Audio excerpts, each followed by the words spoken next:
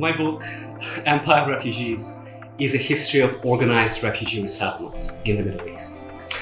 It tells a story of displacement. In the 19th century, about 1 million Muslims fled Russia as refugees, and they were resettled throughout the Middle East.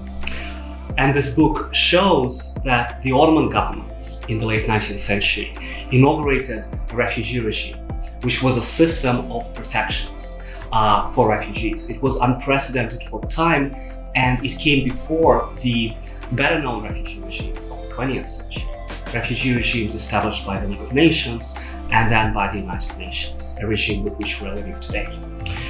But this book also tells a history of a diaspora of Muslims from the North Caucasus, of Circassians, Chechens, Dagestanis, Ossetians, and others who live in the contemporary Middle East. It's one of the largest diasporas in the region today. And it shows how these refugees transformed the entire region. So, for example, Circassian, Chechen, and Dagestani refugees established many villages in the region, over 1,000 villages, including what now is the city of Amman. Today, Amman is the capital of Jordan and the largest city in the Levant, but it started as a refugee village established by the Circassians in 1878. The book came out of the extensive archival fieldwork. I did research in over 20 archives, public and private, in 10 different countries. And when working with documents in Arabic, Ottoman, Turkish, and Russian, I realized that this story of migration has the power to change how we think about the Middle East and how we think about refugee protections today. So when it comes to the Middle East, today we tend to think of it as the origin of refugees. In the last 2 decades, the Middle East has been a massive source of displacement. There are refugees from Iraq, refugees of the Syrian civil war, and now, of course, there's the continuing violence against and displacement of Palestinians. In the 19th and early 20th century, the Middle East was a refuge for many Muslims who were fleeing persecution elsewhere. Syria and Iraq were places of refuge. Now, when it comes to refugee protections, today when we think about a refugee regime, we think about an international, overly legalistic, secular refugee regime by the United Nations, which is anchored in the 1951 Refugee Convention.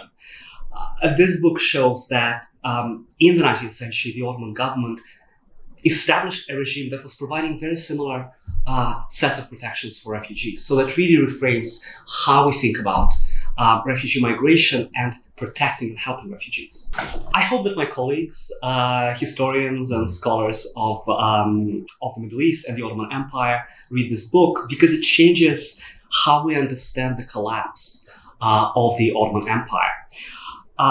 Muslim refugees truly transformed the late Ottoman Empire and the Middle East. They established so many different villages, they changed the demographics, they changed the political economy and the society of the Middle East. And also, by resettling refugees, the Ottoman government strengthened imperial authority in many parts of the region. So in many ways, it extended Ottoman rule. We need to ask ourselves why the empire collapsed. We also need to ask ourselves why the empire survived for so long.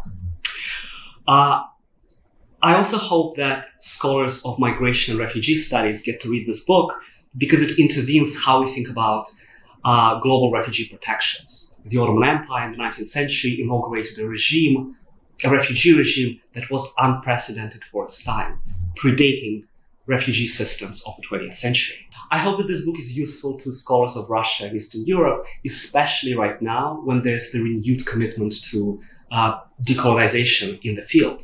This book shows how Russia solidified its authority in the North Caucasus, primarily through migration policies, including through the displacement of Muslims.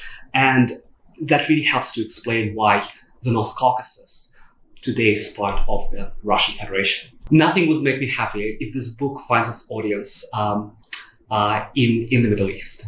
And I very much hope this book is translated into Arabic and Turkish very soon, because there are many citizens of Turkey and Iraq and Syria and Israel and other countries for whom the story is very personal. And there's also a lot of interest in the region in the origins of refugee migration and refugee protections in the Middle East, the Ottoman origins in the 19th century. Thank you.